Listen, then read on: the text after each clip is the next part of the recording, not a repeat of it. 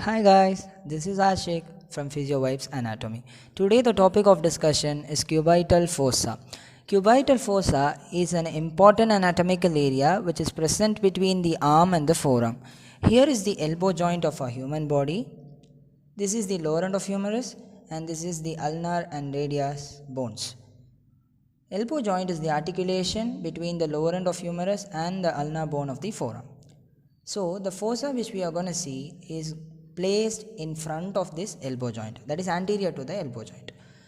So this cubital fossa is, in exam point of view, it is a very important 5-mark question for physiotherapy students. Today we are going to see about this. Let me show you an outline of what we are going to see. Here is the outline of what we are going to see. First we'll be seeing the definition of the cubital fossa, boundaries of cubital fossa, roof, floor, contents and its clinical relevance.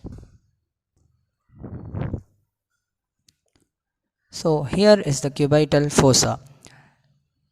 Cubital or cubitus, which means elbow, and fossa, as we know, is a space.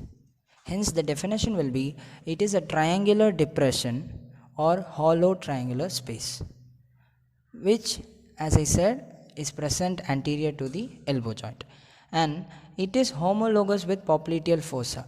Popliteal fossa is a fossa which is similar to this cubital fossa, and that one is present behind the knee joint, and we'll be learning about that in lower limb. And the cubital fossa, the third point is, it is the area of transition between the arm and forearm. As I said, this is the arm section and forearm section. So the cubital fossa will be forming a transition of area which is present between the arm and the forearm. Now we are going to see about the boundaries of cubital fossa. Before seeing the boundaries, let me tell you about the formation of the cubital fossa. As I said, this is the elbow joint, this is the medial side, and this is the lateral side. As we all might have known, medial side is the side that is towards the body, towards the midline of the body. Lateral side is away from the body. So here in the lower end of humerus there are two important structures, that is the lateral side, it is lateral epicondyle of humerus, and this is medial epicondyle of humerus. These two structures are very important in this topic because the two muscles which are going to arise from these two structures forms the borders of the cubital fossa. So let's see. From the lateral epicondyle there comes a muscle which is known as the brachioradialis, which is the extensor compartment muscle of the forearm, and from the medial epicondyle pronator teres muscle takes origin and it cuts the brachioradialis in front of the elbow joint. So this is the flexor compartment muscle of the forearm. So an imaginary line is drawn by joining the two epicondyles, which will be the base of this triangular space, that is the fossa. This is the base, and the joining point of both the muscles, meeting point of both the muscles, is the apex of the fossa. And the brachioradialis forms the lateral border of the fossa, pronator teres forms the medial border of the fossa. Brachioradialis, pronator teres muscle. So let's see the boundaries.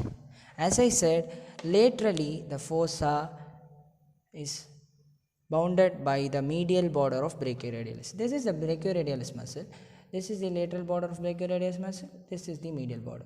So laterally the fossa is bounded by medial border of brachioradialis, and medially, medial boundary of the fossa is formed by the pronator teres, its lateral border. And the base, as I said, an imaginary horizontal line drawn by joining the two condyles, lateral and medial epicondyles, which forms the base of the cubital fossa, and finally the apex, which I said the meeting point of brachioradialis muscle and the pronator muscle.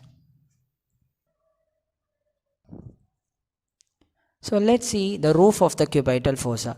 From superficial to deep, we are going to see the roof of the cubital fossa one by one. First, skin is the first layer of the cubital fossa. After skin, we'll be having the superficial fascia, and after that deep fascia, and last the bicipital aponeurosis, which is a flattened sheet like layer of the bicep tendon. So after skin, if we remove the skin, we'll be having the superficial fascia. In the superficial fascia, an important structure which is present, that is the median cubital vein. It is very important for its clinical relevance, which we'll be seeing later. So medial cubital vein, and this vein joins both the veins. Medially the basilic vein, laterally cephalic vein. And in the superficial fascia, we also have the cutaneous nerves are also there. So after the superficial fascia, we'll be having the deep fascia, and finally the bicipital aponeurosis. Next is the floor of cubital fossa. The cubital fossa's floor is mainly formed by the brachialis muscle and the supinator muscle. Brachialis is medially located and supinator is laterally. So these two muscles forms the floor of the cubital fossa. And the contents of the cubital fossa, this is very important in the topic. Contents of the cubital fossa, what the fossa has and what are all the structures it has. So first, from medial to lateral side, the structures we are going to see. From medial to lateral side, first one is median nerve. Look at the picture. The median nerve will be coming like this, and it pierces the pronator teres muscle and goes to forearm to supply to that muscles. So from medial to lateral, the first structure passes in the cubital fossa is the median nerve.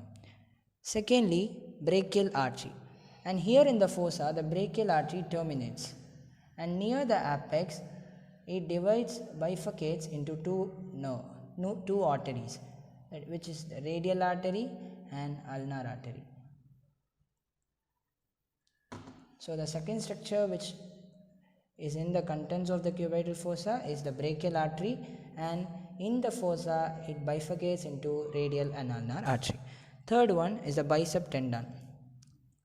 The tendon of the biceps brachii comes and it goes and inserts in the radial tuberosity of the radius, as we all know. So the third structure is the tendon of biceps, and the last structure is the radial nerve.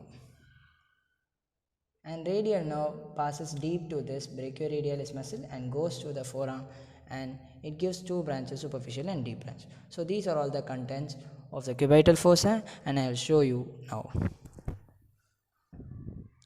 So guys, this is the picture of the cubital fossa, which is in the cadaver of the human body. After dissection, we'll see these structures. This is the medial epicondyle of the humerus, and this is the lateral epicondyle of humerus. From these structures arises the pronator teres muscle and the brachioradialis muscle. So this forms the boundary, lateral and medial borders of the cubital fossa. And as I said, in the roof of the cubital fossa, in the superficial fascia, we'll be having the median cubital vein joining the basilic vein in the medial side and cephalic vein in the lateral side. The superficial fascia is removed, and the structures are very clear for us to see now. Medial cubital vein joining the basilic vein and cephalic vein. So let's go to the contents. As I said, first the median nerve. From medial to lateral side, the medial nerve goes, it passes deep to pronator teres and goes to the forearm. Second one is artery, brachial artery, and near the apex it bifurcates into radius and ulnar artery.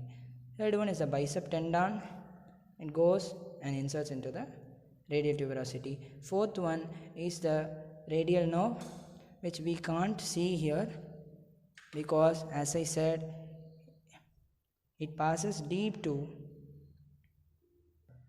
the brachioradialis muscle. So I will show you. The radial nerve will be coming like this, and it will pass through brachioradialis, and here it forms the two branch,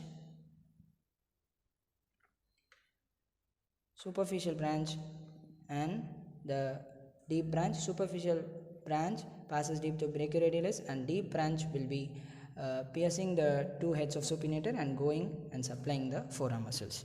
So this is the contents of the cubital fossa. And guys, the last topic is the clinical significance of the cubital fossa. As I said in the beginning, cubital fossa is very important clinically.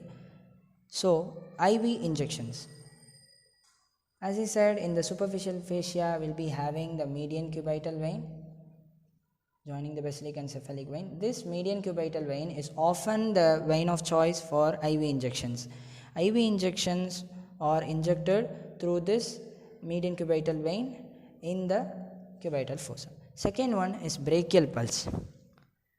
Here we saw in the contents, the brachial artery comes and in the fossa it bifurcates, and here the brachial artery is superficial also, so we can feel the brachial pulse. Let me show you in my hands. So here I am showing my left hand. This is the left cubital fossa of my hand, medial side and the lateral. From medial to lateral we'll be having the median nerve as we saw, and the brachial artery, bicep tendon and the radial nerve. So for brachial pulse you can touch your finger here, your index finger and middle finger, and you can feel the brachial pulse here.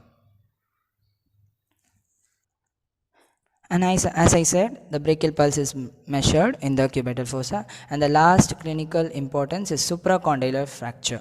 Here above the condyle there is a chance of a fracture. So this supracondylar fracture can affect the contents, can damage the contents of the cubital fossa, which is the nerve and arteries, which are very important. So this is also clinically significant. If you like this video, please put a thumbs up and don't forget to subscribe our channel, PhysioWise Anatomy.